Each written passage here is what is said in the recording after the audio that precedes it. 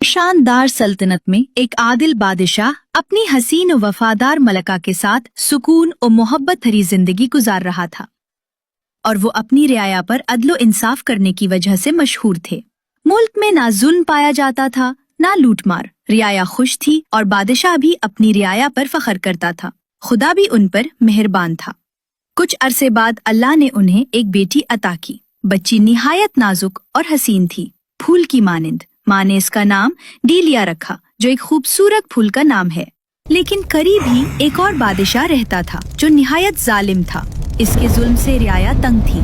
वो ताकत के नशे में किसी की कीमती चीज छीन लेता, मामूली बात पर कत्ल कर देता और लोगों को कैद खानों में डाल देता। जब उसे खबर मिली कि पास ही एक नेक दिल बादशाह भी हुक्मरानी कर रहा है, तो उसने लालच में आकर उसके मुल्क पर कब्जे का इरादा कर लिया।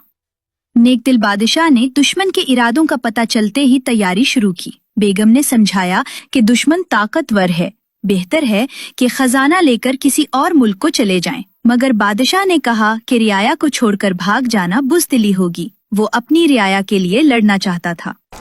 आखिरकार जंग छिड़ गई। दोनों तरफ खूनरेज लड़ाई हुई और रहमदिल बादशाह शहीद हो गया।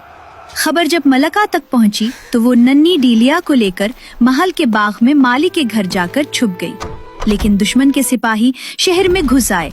कत्लो गारत शुरू हो गई और बिलाखिर मलका भी ढूंढ निकाली गई। जालिम बादशाह ने गुस्से में हुक्म दिया कि मलका और नन्ही शहजादी को कत्ल कर दिया जाए, लेकिन वजीरों ने बच्ची पर तरस खाकर उनकी जान बख्शी करा दी। यूं माँ बेटी को कैद खाने में डाल दिया गया। मलका को एक अंधेरी कोठरी मिली, खाने को सिर्फ एक खुश्क रोटी और साथ पानी। नन्ही डीलिया, जो कभी सोने के झोले में सोती थी, अब माँ के सीने से लगकर मिट्टी के बिस्तर पर आंखें बंद करती। एक दिन मलका रोटी खा रही थी कि एक सफेद चूहिया आ गई।